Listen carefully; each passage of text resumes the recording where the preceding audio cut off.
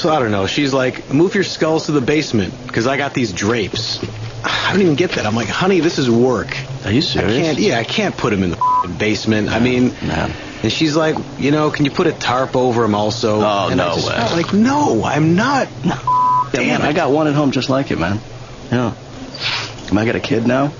And so, well, that's a whole other set of bullshit, I'm sure. Right. So Kathy puts the co-sleeper right next to my preserved brain collection. And she wants me to move him because she thinks it's not hygienic. I don't understand how there's such a lack of appreciation for that backlight coming through the glass of the jars that the brains are in. And it just looks cool. You've seen that. Why move it? That's the point of putting it next to the window.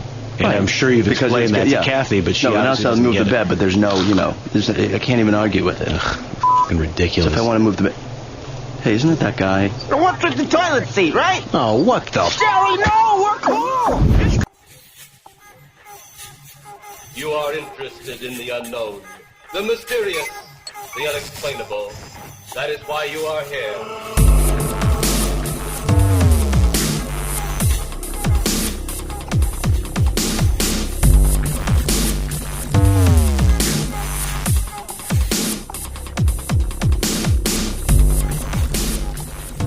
So welcome back, everybody. We weren't really planning on doing a show this week, and I'm not even sure how long this episode's going to be, but we figured we had some time, so we'd sit down and throw a few things your way. I did it again. I started the show off without even wanting to start. Hello, everybody.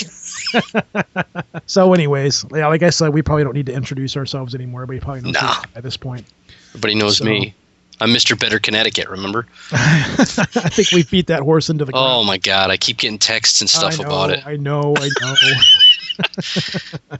Yeah, what's been up, man? Not much. Just living the dream, man. Just living the dream. I do have an article, which I found really interesting, about a new alloy that converts heat directly into electricity, which is a boon. So this is a rather lengthy one.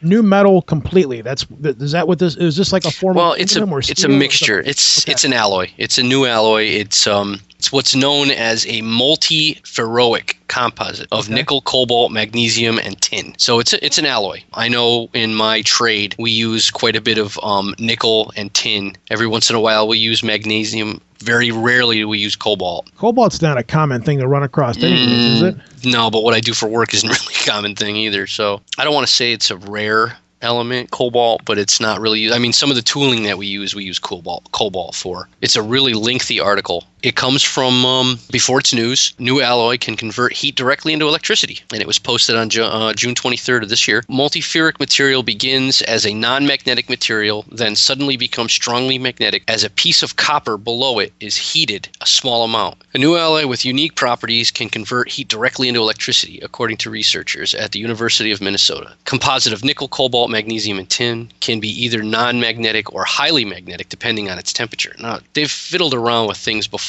that change the property of a ferric material. They have a springback. It's called memory. It's a memory alloy. This is along the same lines. What it does is as it gets heated up, it magnetizes or demagnetizes, and it causes electricity to run through it, which is like amazing. The uses of this virtually boundless. I mean, it can be used in. You got people looking at it.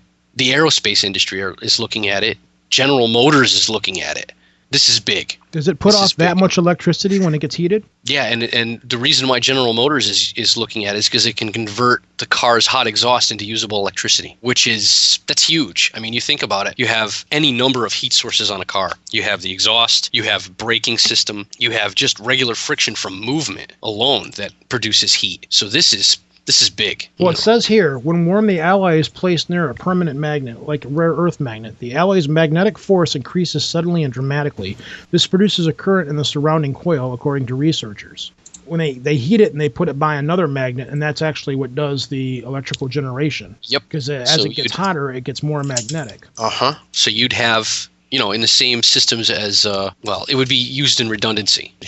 You could have these things mounted literally all over the car. I mean, you could even have it set up in the heating ducts of the car, depending on how much electricity you're looking to gain back from it. I mean, the only downside is you're using a rare earth magnet, not exactly the least expensive thing. There's a lot of technical information here. It gives you the breakdown of the composite, the exact numbers. It's huge. I mean, you think about it. This could even be used at power plants. It states down in the last sentence that it can be used, the material could also be used in power plants or even ocean thermal energy generators. Cobalt can take a lot of heat.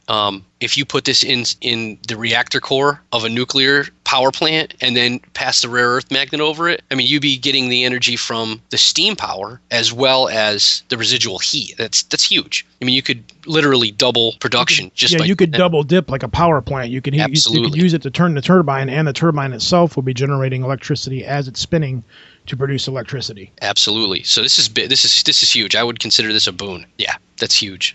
So there's the information. I'm sure it'll be a link in our show notes. But for the other technical geeks out there, check it out. Well, I'm going to take us over to Iran.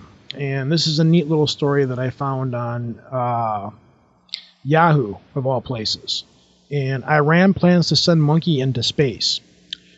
And I believe this one is through Yahoo via Reuters. So that's Reuters does everything through everybody. So at any given time, if you find a link, chances are it's being just reported through Reuters.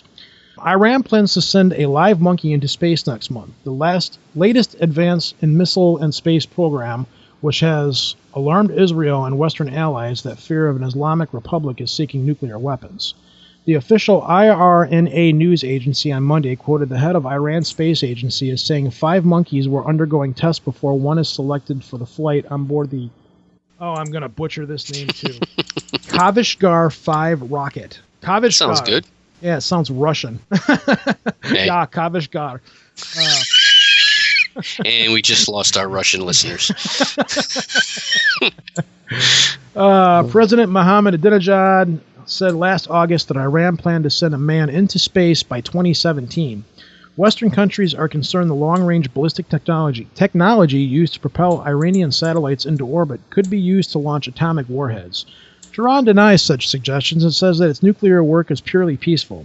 Last week, Iran launched its second domestic-built satellite into orbit, the Rasad-1 observation, which it said was for transmitting images and weather forecasts. So they're gonna. I want to say they're gonna step up into the new millennium, but we were shooting monkeys up into space a long time ago. Very long time ago. So are they planning on getting these monkeys back? I'm not real worried about this because didn't they have a nuclear missile? Sorry, not a nuclear missile. They said they had some kind of an intercontinental missile last year that was a dud or something like that just didn't. Yeah, I don't believe that. As far as I could throw them with 2 broken arms. So I just thought it was funny that they're going to be sending monkeys up into space out of Iran. Seems kind of like a step backward. I don't know. I don't know. The idea of Iran having satellites up into space, how advanced could they be? Who knows, I don't know. Think about where China was 10, 15 years ago and where they are now. Is China sending stuff up into space, though? Oh, yeah. They're sending astronauts up into space? No, that's their next step. Their next is, I think, next year or the year after, they want to put a man on the moon. Well, it's better than we're doing. Really? Yeah, we're dropping the ball hardcore there now. I think we're subcontracting Russia to start sending us up pretty soon or something like that. Well, our space program now, we're going to private contractors now. We're no longer using NASA to get people up into space. You've got a whole variety of private contractors. You've got Virgin putting their hands into it. What's the company that starts with X? I can't remember who they are. They give away the X Prize every year. They're getting ready to put people into space. Yeah, it's they got all kinds of stuff going on, and I mean, it kind of serves us right. I mean, we dropped the ball on it. We have other more important things to do. How, I don't know, but yeah, it's. I mean, I don't want to say that we're becoming a laughingstock because we're not. But it kind of feels like, I mean, yeah, great. We, quote unquote, put someone on the moon a few times and then. Sorry, nothing. We're done. Yeah, I mean, nothing. I mean, really. I think one way or another we'll be back there within the next 20 years. If it's not the United States, it'll be somebody. Oh, yeah.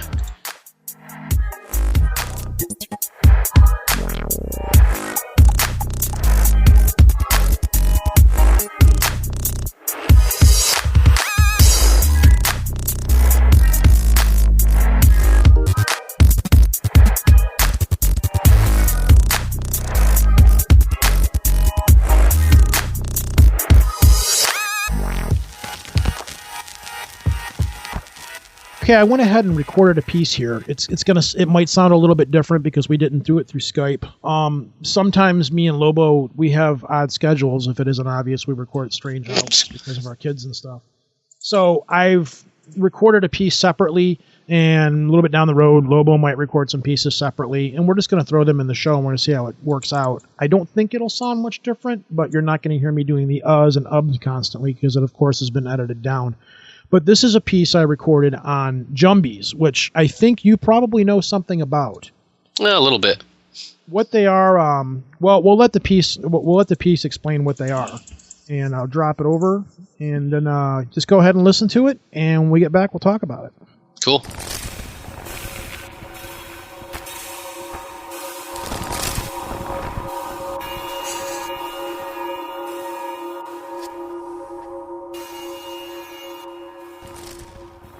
The Jumbee, or Mindo, is a type of mythological spirit or demon in the folklore of some Caribbean countries. Jumbee is a generic name given to all malevolent entities. However, there are numerous kinds of Jumbees that reflect the Caribbean's complex history and ethnic makeup, drawing on African, Amerindian, East Indian, Dutch, English, and even Chinese mythology. People in English-speaking Caribbean states that were colonized by the British commonly believe in this creature. The belief is also held by practitioners of Obi, a form of mystical wizardry that encompasses traditional African beliefs and Western European, primarily Anglican, images and beliefs concerning the dead. Various islands, including Antigua, Barbuda in the east, Jamaica in the north, and as far south as Trinidad, have had a long-held tradition of folklore that includes the Jumbee. Different cultures have different concepts of Jumbees, but the general idea is that people who have been evil are destined to become instruments of evil, Jumbee, and death. In the folk region of Montserrat, a Jumbee is a ghost or spirit of the dead. Jumbees are said to possess human beings during ceremonies called Jumbee dances, which are accompanied by Jumbee drums. 4 couples perform a set of 5 progressively quicker quadrilles during the Jumbee dance, switching out with other couples until someone is eventually possessed by the Jumbee.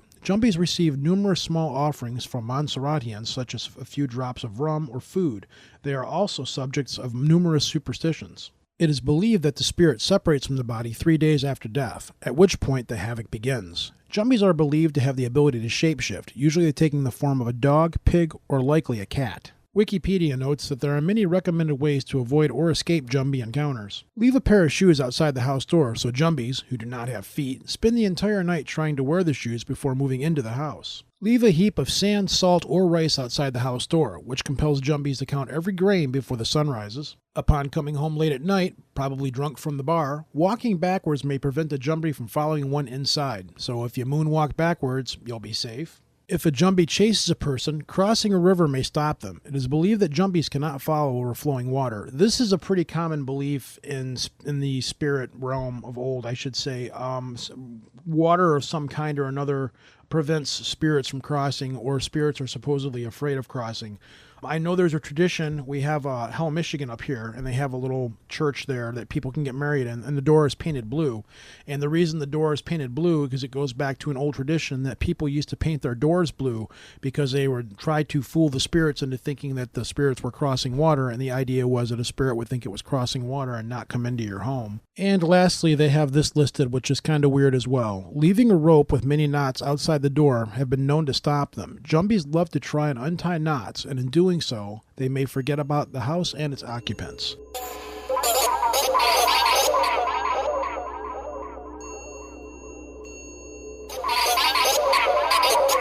Have you ever dealt with anything like this before?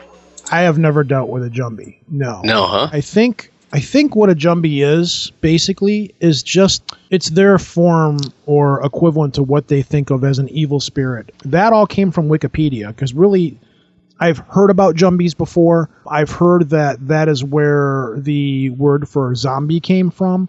I've also been told that Jumbees are also believed to be spirits of stillborn or unborn children that have come back to torment their parents. I've been told a lot of different things about it, and Tool, of course, has a song called Jumbee. Mm-hmm. But that's, I think all they really are is just like a Mediterranean form. It's just another word for spirit or evil ghost or another version of a demon or something like that.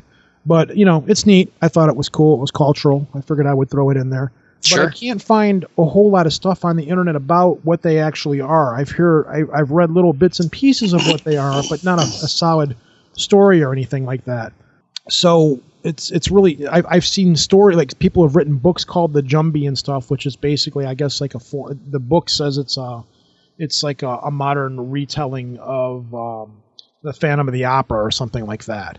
But I do have a kind of a funny story to tie into this. Recently, me and the family went down to Kentucky, and we went down to the aquarium down there. And there's a little town down there right by the aquarium, and we were walking through this little town. It's this really cool old town, and they have these really narrow old buildings where they're not very wide buildings, but they go back like really, really far.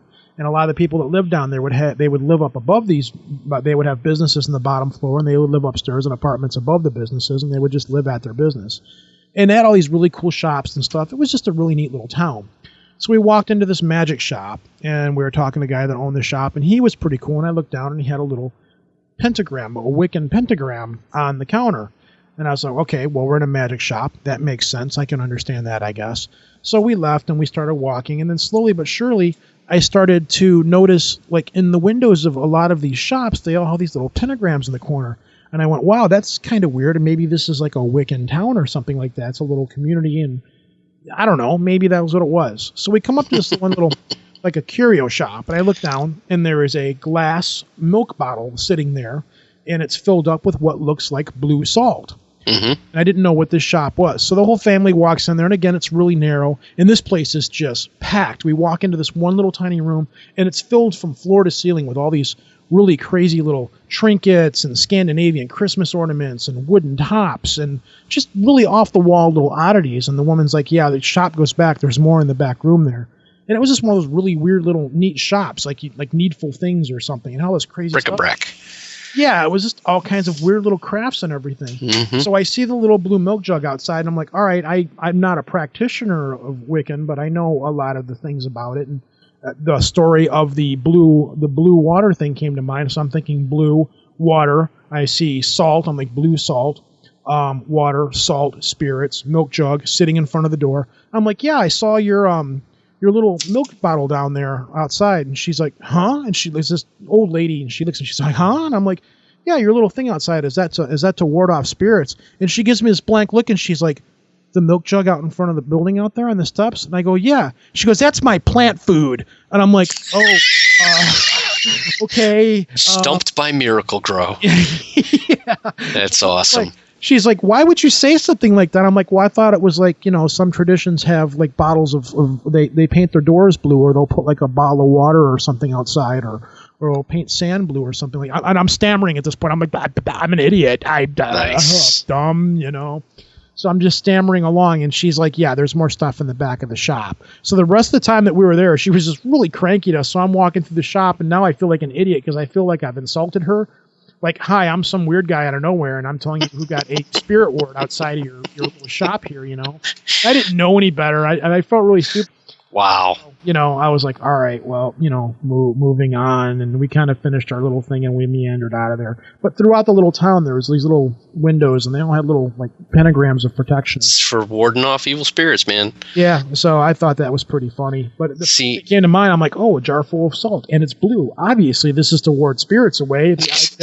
Obviously, this is here to feed plants. Sure. This would have been just my luck. I'd have walked in and been like, yeah, I saw your jar of plant food. And she'd have been like, that's to ward off evil. Of course. Yeah, see, now you're dealing with that.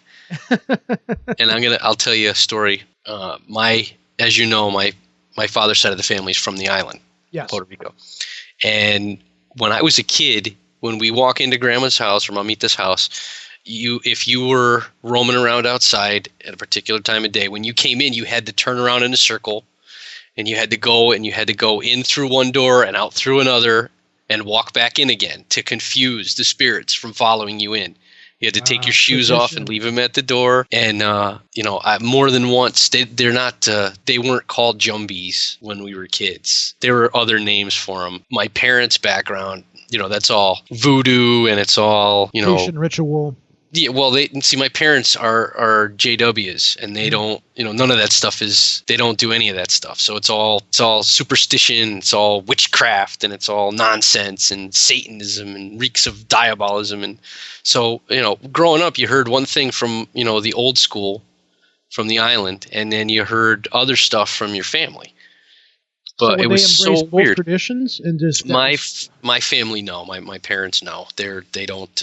No, absolutely. So why would they not. make you take your shoes off and walk around and confuse the spirits? That was my grandmother, my mamita. Oh. She was her husband practiced Santeria, and they were strict Catholics, and they brought the old school with them when they came, and yeah, Santeria, voodoo, they're all kind of in the same family. They all intertwine. Yeah, they all intertwine, and they all have like forms of Catholic Catholicism in them, which it really isn't. It was, I believe, Catholicism was just used as a way to. It was a mask. It was a mask, yeah, because a lot of the loas and spirits of voodoo, I believe, work the same way that the saints do in Catholicism. So absolutely. From getting persecuted, they would say, well, this is the saint of blah, blah, blah. We just refer to it as, instead of saying saint blah, blah, blah, we refer to it as Loa blah, blah, blah. Legba is blah, blah, blah. And that would be what would keep them from getting persecuted. So they would just go, oh, those silly Haitians, or, if they were slaves from Africa or what have you. They would just say, oh, all they're doing is practicing, being Catholics, and they've just changed things around to fit their culture. Yeah, well, it was easier that way. Yeah, it was easier and probably safer for them. Yeah, absolutely. The way that voodoo works, it works very kind of the same way that Catholicism does, though, because I believe you're praying to the Loas or talking to the Loas to intercede on behalf of, I guess God would fit for voodoo as well, and I believe that's how that's how the Catholic religion works. When you pray to the saints and things like that, you are praying for them to intercede on behalf of God. Yeah, it's all about a chain of command. Exactly. Always, no matter what religion you go through. I mean, outside of the New Age ritualistic religions, and Scientology, there's always a chain of command, whether it's a supercomputer in the sky or, Papa Legba. I mean, there's always a chain of command. Exactly. I'm going to jump onto this next thing here, and Callie from ADHD and Fizz gave us a really big shout out on their show. Fortunately, earlier this week, Callie was cool enough to call us up, and since we're really big on getting props to other podcasts, since they looked out for us, I decided to look out for them. We've got Callie here on Skype, so I'm going to bounce it over to him. With us today, we have Calypso Wax of ADHD fame, the other podcast that they've got, something else in the works right now. And they gave us a big shout out on their show, so I thought it'd be fair to have them on here and give us a shout out about the projects you've got going on. So you're co-host of ADHD? I am, yes. Access Denied Humans Defective. I do that with Fizz, and we try to have a fun time. Okay, I know I've got some people that aren't fans of the loop. They're not in the loop. We've got some people that listen to the show that are outside of the whole podcast family that we're more or less a part of. So tell everybody real quickly what ADHD is about and where they can find that one. Oh, okay. ADHD is basically we're a sort of current events / dark humor podcast. So it's just me and my co-host Fizz, and we just find articles. Sometimes they get forwarded to us, and other times we just find them and talk about them and have a blast just making fun of things, really. I've always thought of it as non-politically correct news. Nice. And you guys have got a webpage for that too? Just go to accessdeniedradio.com. You can also find us just on Facebook. Just type in Access Denied Humans Defective. There's actually two of them. One is a group and one is like a like page. So yeah, just go to the one with the more people on it, and that's it. And then you've got another project going, which you and Fizz have just started up, which is it's more literary based, I guess you would say. Tell us about that one. What's that all about? It initially started, I had actually always wanted to do sort of radio dramas on our show, and we had attempted but failed poorly at incorporating that into our show, ADHD. So we decided to just scrap it, and so then we decided to just make a completely separate sort of podcast for that. And initially we wanted to have it be named ADHD Theater, and then we just said, screw that, let's think of something completely different, because we wanted it to be very, very radio drama-ish. So serialized stories, standalones, all sorts of really up and down, ranging from sci-fi to fantasy, medieval fantasy. So yeah, as long as it's in the public domain, we want it. We want to get a hold of it. Going from, dark, spooky crap to full on, bigger productions with, sound effects, music, and Fizz is just a complete pro at all of that. Basically, he writes a script, I read my lines, and he assembles it and puts in all the sound effects, and we generally have a really fun time doing it. One of the things we're working on now is obviously Spellbound, which that's on episode 4. We have something new in the works, and well, it's a little broad, so I'll just say it's a guy in green tights. Yeah, it's elusive enough. I'm happy with that. Yeah, a guy in green tights. We're on iTunes. Just look us up. Type in the Hooded Bard, or you can go to hoodedbard.com, and that'll link you straight to the Facebook page. We are always looking for stories to do. If someone has a story out there, I was going to ask you about that. If somebody wanted to send something in themselves, do you have like paperwork to fill out or whatever, or things that they could use for the show, or? Yeah, well, I mean, basically, as long as it's theirs, their intellectual property, we'll be more than happy to use it as long as you tell us, we have permission to do it. And it, obviously, we will take a look at it, and if it seems like a great idea, we'll go ahead with it. And all you have to really do is just send us an email at mail@hoodedbard.com if you have questions or anything like that about what we use and things of that nature. Yeah, I really hope everyone kind of enjoys it. It's much different than ADHD 100%. If you don't like ADHD, I understand. People who really like old time radio, take a listen to the Hooded Bard. Cool. Thanks a lot for coming on, man. I appreciate it. Thanks for having me, and I just want to say you guys are rocking it. I love the show. Thank you. Appreciate it. Thanks a lot, man. Hi there, folks. I'm Pastor Recoil, and I'm here to share with you a message about bacon. Because I like bacon. And do you know who else likes bacon? Sater, over at the-bunker.net. So if you like bacon too, check out Transmissions from the Bunker at the-bunker.net.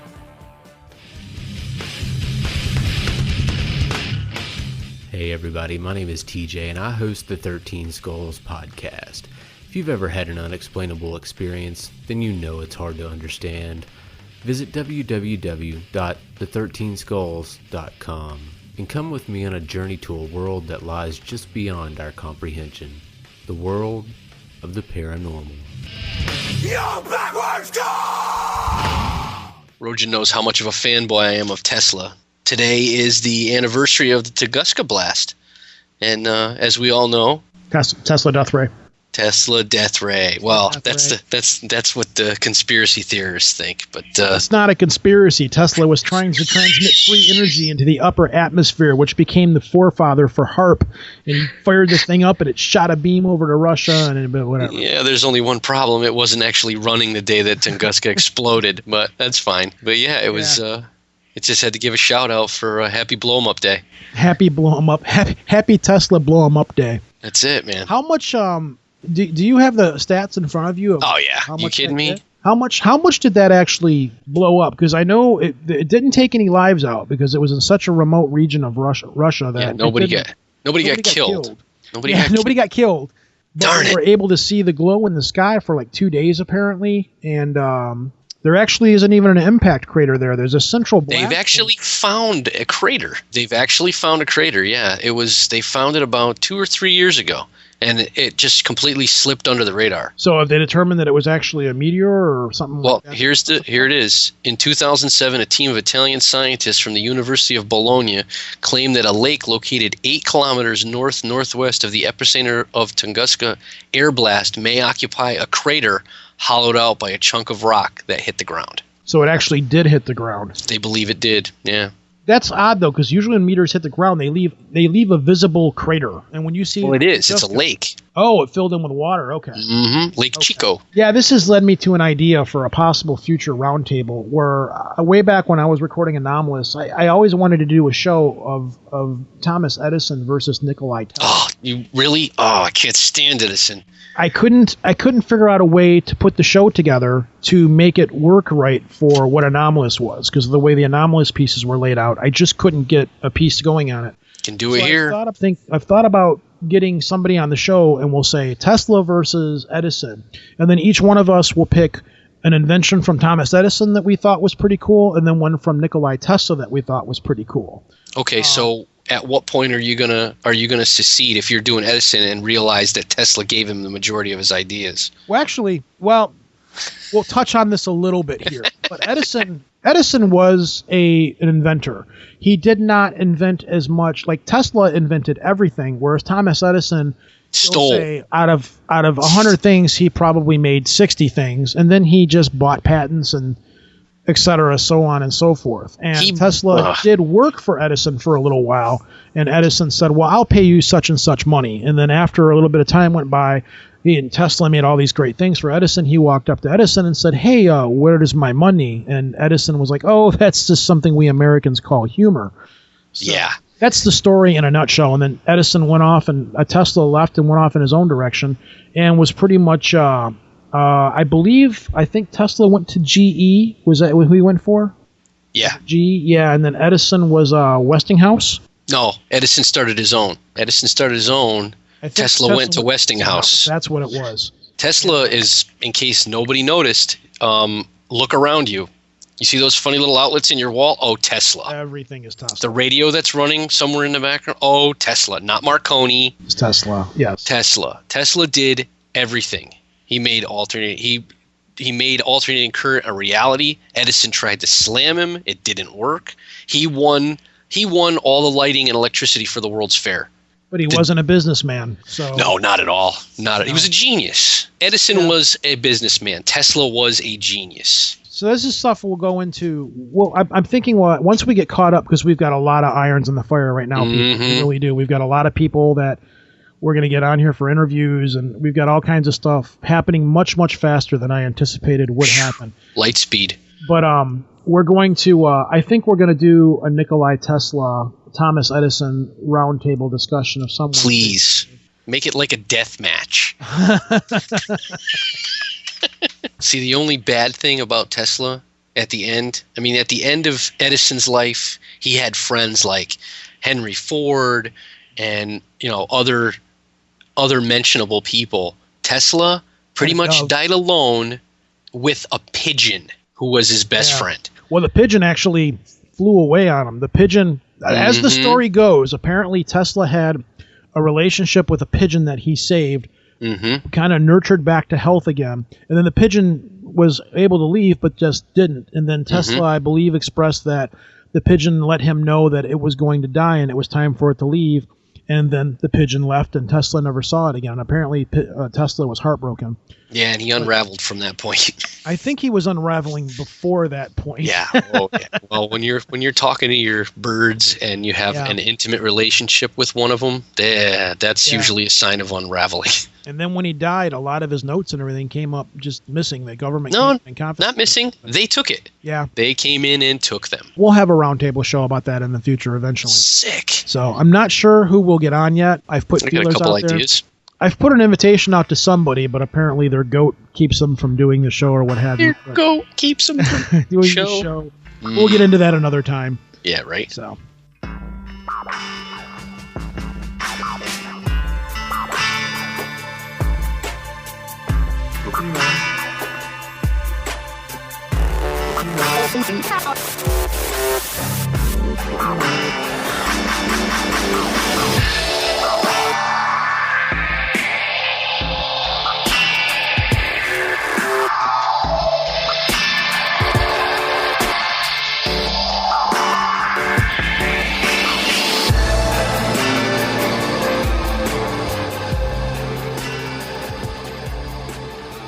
Well, we got a lot of feedback from the last show. We've been getting a lot of feedback from all the shows, actually, which is really cool. A few people have gone onto iTunes and put some reviews on there, all good reviews, which thank you very much, because, again, that is what's going to push the show forward and get it out into the ears of other people. And so far, everybody has left really good reviews. I'm waiting for the really weird guy to put a post up there saying the show's annoying, the host's voice are annoying, or whatever. We know they're nice. We know they're coming.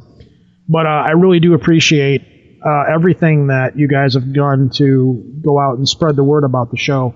If you want to put the show on a CD and give a copy to somebody, go right ahead.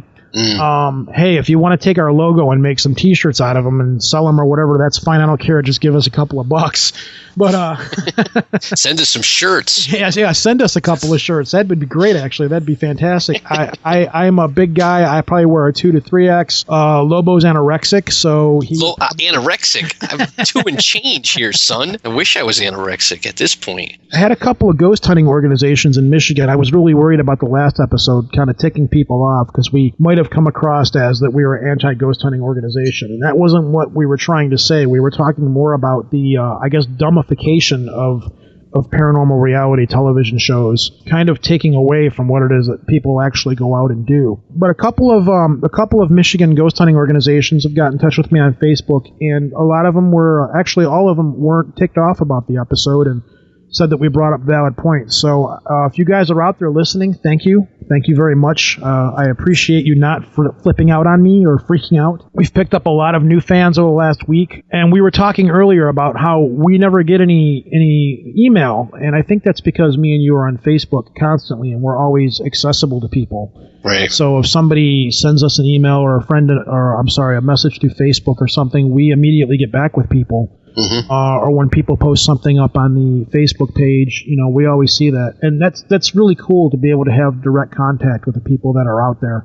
For me, I'm a stay-home dad a lot. I do work part-time, but Facebook just kind of runs in the background for me. So when I'm cleaning house or whatever, I look over, I see a message, I'll go over and respond to it or what have you. But I hear that. Believe me. Thank you very much, everybody, for giving us this incredible amount of support out of nowhere, because really I had no idea how this is going to turn out when we first started it, and I really wasn't sure if anybody was going to be listening or the response we were going to get, and everybody has been really, really cool with us, and you people are, I probably use the cliche, the greatest fans out there, but I really like the fact that you guys are digging what we do. It's great. That's what it feels like to me. I mean, we're new, and we have like an unbelievable fan base right now. Already, yeah. Which is really strange. And we don't entirely know what we're doing. We're just kind of grasping at straws here. You're going to see a bunch of different formats from us. You're going to see the format that we're doing right now. We just talk about articles. You're going to see interview shows, and then you're going to see the roundtable discussion shows. So we're going to bounce between all those, so nothing gets really boring. Though at this point, we probably could very easily become a pure interview show. I don't want to do that yet. I'm trying not to do that at all. And if we do interviews, we're going to try to keep them interesting, and we're not going to ask the guests the same questions over and over again. I'm not going to get somebody on here and go, so how did you get into ghost hunting? Really? Wow, that's fascinating. Yeah, that's so annoying. Hold on, let me come up with another question that you've been asked like 17 times on Coast to Coast. You people are intelligent. I'm sure a lot of you listen to other paranormal shows, and you're probably tired of hearing the same stuff over and over again. So, yeah, it's so redundant. Next week we have Mike Clean coming on the show, and he is a paranormal author from Illinois, and he is kind of historian. He goes around the state collecting urban legends from Illinois, and I'm really into that stuff. And I'm really into all of the United States, all the legends, even the ones overseas. Any urban legend or paranormal-oriented legend anywhere in the world that I'm into. So, those are the kind of people that I like talking to. The more unknown people that kind of, the ones that are archivists, the ones that are out there categorizing and absolutely logging this stuff. And that's the stuff, those are the people that I want to talk to. But I'm beginning to babble here. So I'm going to move on to a story here for giggles. And this has no paranormal or scientific value whatsoever. Well, if you're a rabbit, it has scientific value. Yeah, it's here for the lulz. And what it is drug plot raid reveals old woman feeding rabbits with cannabis. Police in Brandenburg. Okay, this has got really, before I jump into this has got some really whacked out names. Per usual, stupid white American is going to mix. And so here we go. Police in Brandenburg had discovered a large plot of cannabis called on the neighborhood house, only to find that an 84-year-old woman who had been feeding her rabbits with the plants. The rabbits really like it, the woman told officers who called on her village of Galzau near Belzig, according to Saturday's Tagesspiegel. I guess that's their local newspaper. It's called Tagesspiegel. A police officer had seen the healthy meter-high plants from the road while on his way to work and told his colleagues who visited the plot's owner, the elderly woman. She told them that she had not grown the plants herself, but they had simply started growing there. Right. And had proven to be excellent rabbit food. Not only did the rabbits love eating the plants, they grew back very quickly after she cut them down. she told the investigating officers. Soon the rabbits began ordering lots of munchies and devouring pizza. No, that's not in the story. Twinkie. Hey, you gonna eat that? A spokeswoman from Brandenburg Police said that her explanation had sounded plausible, but the officers could not leave her with the plants. Rather, cut them all down and took them to forensics laboratory for testing. Yeah, right. The 3 large plastic sacks of weed will now be tested to determine the levels of THC, the psychoactive ingredient in cannabis, they contain. There was no official comment on what the elderly woman was expected to feed her rabbits with now. Yeah. I would have just been like, you know what, my rabbits have glaucoma. This is purely personal use for my rabbits, you know? Yeah, and you know what? Cool, it's for personal use, you know?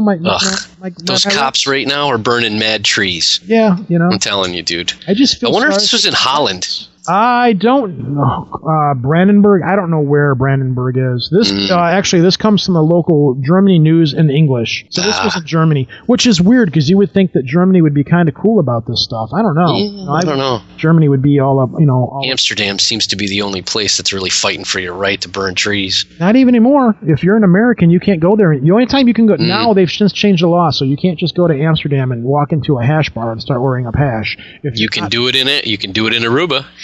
You can do it in Aruba, yes, but you can't here. Like I said, I'd have just been like, hey, my rabbits are suffering. This is purely for medicinal use, you know. What's up, bugs? You know, maybe the rabbits will get off their ass and go out and get a job and get a haircut at this point. Yeah, right. Who knows?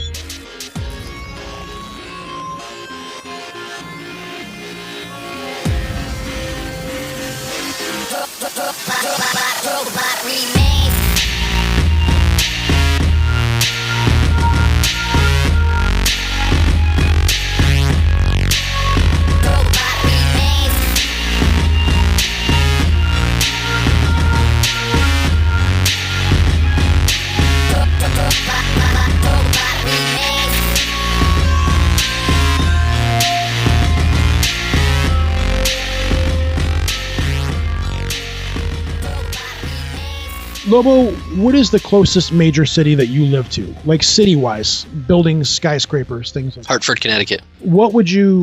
Is that like a slummy kind of city where you would expect to be smug? No, that's Bridgeport.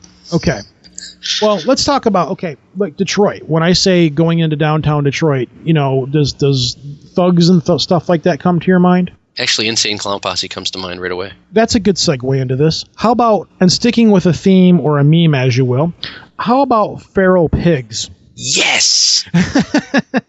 Delicious. Apparently, and I just found out about this locally, I'm not going to talk about stories about Detroit and stuff all the time just because I happen to live here, but since we've been on the feral camels and free-range iguanas, I figured this would go nicely into it. Now we've got stoned bunnies as well. I know exactly where you're going.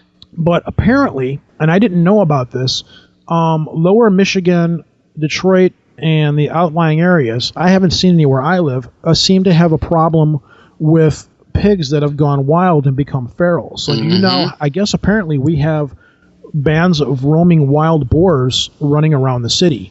Yep. This comes from the Michigan Daily. I'm going to condense it down. But apparently, yeah, these things are like 200 pounds, what have you. The issue has gotten so out of hand that these pigs have been given the ultimate in-hunting go-ahead. According to Department of Natural Resources and Environmental spokesperson Mary Doltoff, basically our policy is to shoot first and ask questions later. That's right. If you see one of these pigs, you can shoot to kill. But this is just an inconvenience for the state. The pigs are lethal. They dig 3 feet into the ground, they destroy acres of farmland, and they can hit speeds of 30 miles per hour. These sometimes 200-pound boars can annihilate your land, eat your food, mate with your sows, and be gone before the rooster crows to wake you up in the morning. I have been boar hunting before. They're badass, man. They are very mean, and they have large point. I guess regular pigs can go feral if left alone. I guess within 2 generations, a pig... No, not even 2 generations. Within a generation, they can mutate into a boar? A boar?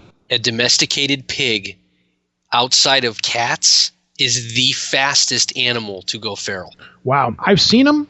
I've hunted them. I didn't get any when I was hunting them. There's a nature preserve up in Michigan here. It's been many years since I've been, but this is a private hunting. We have a lot of these up in Michigan with a private hunting area, so you can go basically hunting for anything anytime you want up here. You just got to pay a fee. And this place has wild boars.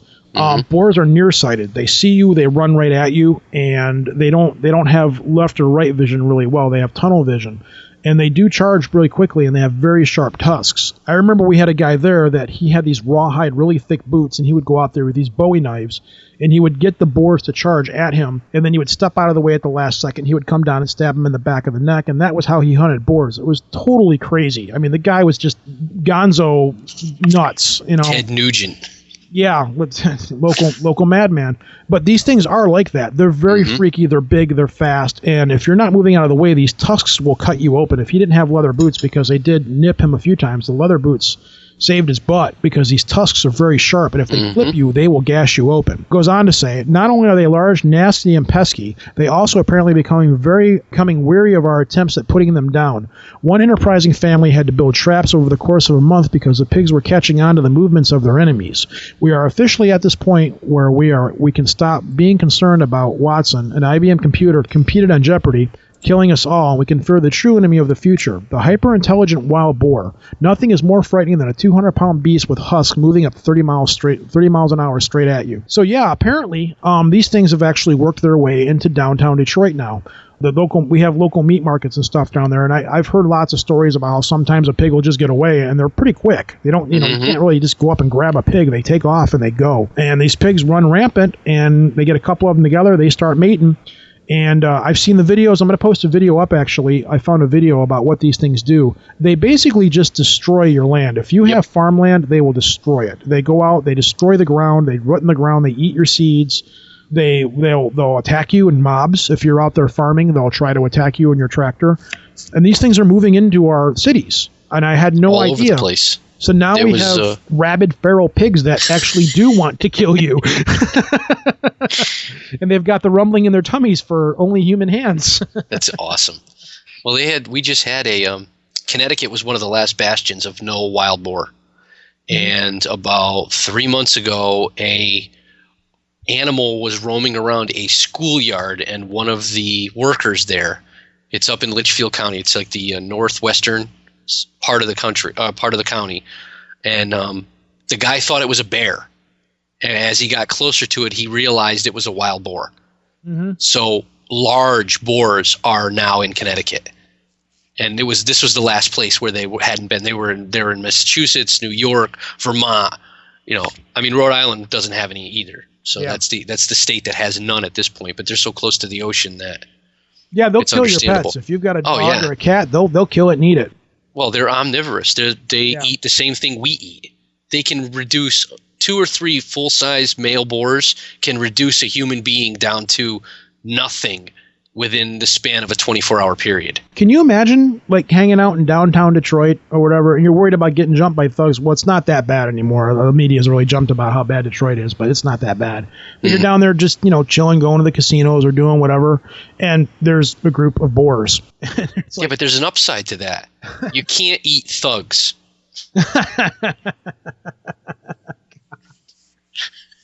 You would have to go there, wouldn't you? I did, indeed. Human hands. So, where do you want to take us next? Do you have a story that you want to throw at us? I don't. Somewhere? How do you rebuttal from rabid man-eating wild boars running wild in our cities? How about hardware hacks? You want to go for that? Sure. This is off of Wired, and hardware hack takes control of your hand, freaks you out. If this technology developed by researchers at the University of Tokyo even ends up as a commercial product, then you could have the terrifying experience of your hand being possessed, moving itself without any commands from your own brain. You would, for all intents and purposes, become Bruce Campbell's Ashley Ash J. Williams in The Evil Dead. That was the movie where he was smacking himself in the head with the plates and everything. Yep, and he ended up cutting it off, and it turned into Evil Ash. This is, I can't say that I'm surprised that it's out of Tokyo. The Japanese do some very interesting things. It's called the possessed hand. That alone is creepy. It's not like it's not like experimental hand process. It's called the possessed hand. That's the name of it. This experimental device actually called the possessed hand and controls your digits by shooting small electrical currents into your wrist via electrodes strapped to your forearm. The possessed hand runs on an Arduino, or I can't even pronounce that, Arduino microcontroller, and can auto-calibrate itself to make sure it is twitching the correct fingers and muscles inside your hand. The theory is that the possessed hand could be used to teach people to play musical instruments by training their fingers to move correctly. I'm not sure that this simple, mindless repetition would actually work without involving the brain. After all, muscle memory doesn't actually reside in the muscles. Could, however, have medical benefits, teaching patients to use their hands again after strokes or accidents, and it would make a great gag gift to freak people out at parties. Just make sure the controls don't get in the wrong hands. Pun intended. Otherwise, you, like Ash, could end up being strangled by your own hand. I just love the fact that they, used the Evil Dead during the description of this.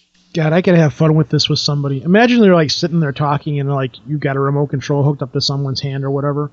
And it's just like the hand starting to run across the table and you're like, yeah, I was just grocery shopping today. And then your hand's like jumping across and throwing food at people at the table next to you. And you're like, stop.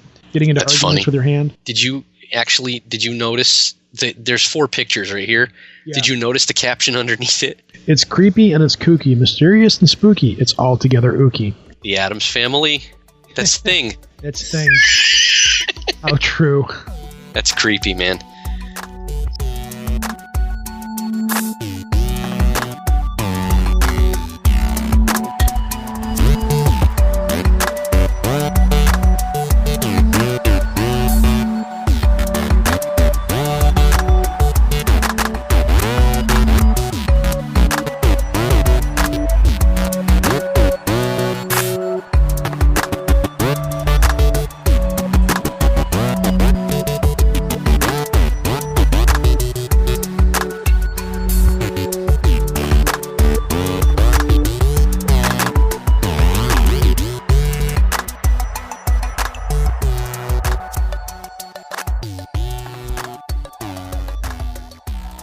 An article that we found, and it's a possible UFO/alien story. It's called What the Stars Are Like. It's Native American. Let me throw that in there. One night, a hunting party camping in the mountains noticed 2 lights like large stars moving along the top of a distant ridge. They wondered and watched until the light disappeared on the other side. The next night, and the next, they saw the lights again moving along the ridge.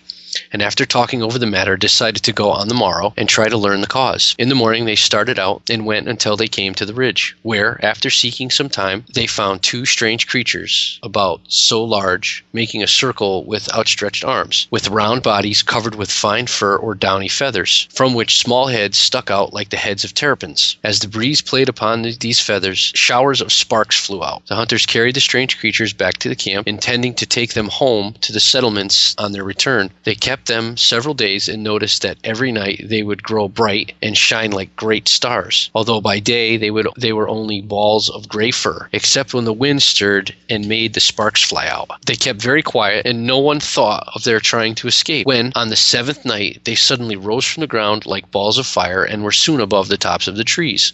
Higher and higher they went, while the wondering hunters watched, until at last they were only 2 bright points of light in the dark sky. And then the hunters knew that they were stars. Yeah, that sounds like a possible UFO type of story.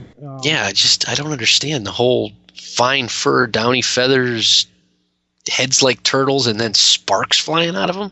I don't know. This story comes from a site, the www.sacred-text.com, which is a website full of Native American stories. Yeah, either that or they're tribbles from Star Trek. Oh no, trouble with tribbles. Yeah, but it's got a lot of very UFO elements. It does. The trees, stars lighting up, ascending into the skies. The thing that strikes me the most is the fact that you're talking about Native Americans, and apparently it was Cherokee because the index page is on Cherokee. Yeah, and that makes sense. I mean, you think about Native Americans. They lived on the land. They knew the animals that were there. And for them to come across a couple of strange creatures they'd never seen before, and the description that's given, it had to have been something outside the realm of normal for them. Well, again, this could just be another story, a folklore story. It could be. It could be. Native Americans had a different understanding of this kind of thing than the white man does. Mm-hmm. For them, it's an entirely different kind of experience, which is another reason why I would like to get somebody high up in the Native American ranks to be able to ask them about things like this. Well, we got that from Ann. It's a neat little story. This is pretty cool. It's kind of makes you scratch your head and wonder. Yeah, I mean, it could be, it could be an origin myth. I believe that's what it is. I think these are all origin myths in one way or another. But even, but a lot of origin myths, they have, well, I won't say a lot of them, but there are origin myths with ties like this. Mm-hmm. And then you take it back to, you see the hieroglyphics of the, I believe it's the Aztec helicopter or the Aztec... Egyptian. The Egyptian helicopter, and there, there's all kinds of little things like this out there. So it's a cool story, though. Absolutely.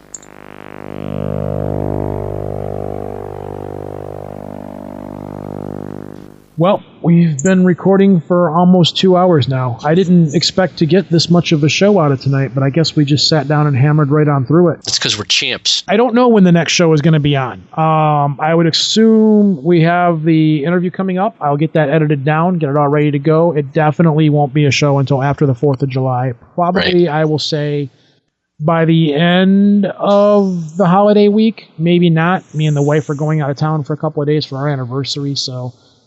this little episode here, we just kind of got together and threw at you guys. I don't know how often you're going to be able to expect crazy back-to-back episodes like this. We're actually intending to do this like maybe a half-hour show. But our usual, once we get rolling, we just keep finding stuff and finding stuff and finding stuff. Yeah, right. We have to remind people to go to iTunes and leave us a review. We have to remind people to go to projectarchivist.com. We also have a phone number. We have a phone number, but we have as yet for anybody to call it. The phone number is 734-681-0459. We're still waiting to hear heavy female breathing.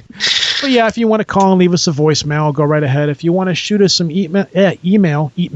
Yeah, it's getting late. If you want to shoot us some email, that would be at projectarchivist@gmail.com. We do check it all the time. Yeah, and you can also find us on Facebook. We're always on. But spread the word. If you got anybody else that that listens to paranormal shows, go onto other paranormal sites and be like, hey, there's this really cool show run by some knuckleheads. That's it. Let everybody know about it. Copy it onto a CD, throw it onto a thumb drive, send it out there. We'd really appreciate it. The more people we get, the better. I want to give a shout out to a fan of the show who I bugged to finally listen to it. Her name is Taz, and the only reason why I'm giving her a shout out right now is if she could only hear us now, I don't think she would be telling us to start a show like Coast to Coast. No, I think I'm done, man. Dude, I'm done. Done.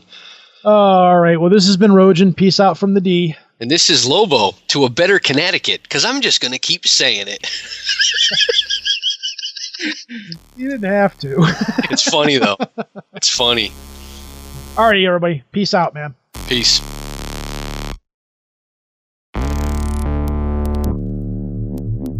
Every time that you come round, I keep thinking you're the one. Every time that you come round, I keep thinking I gotta kill you. I gotta kill you.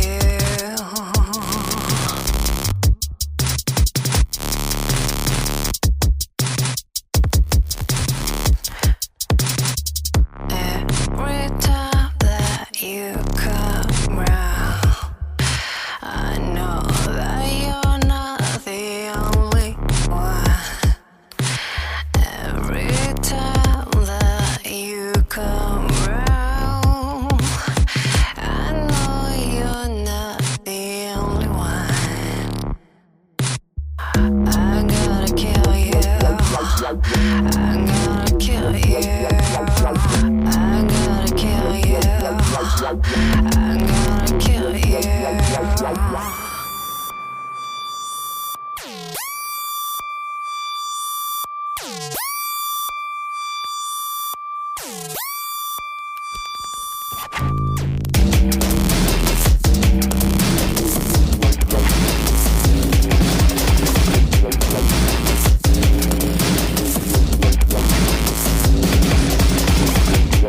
You have crossed the line too many times.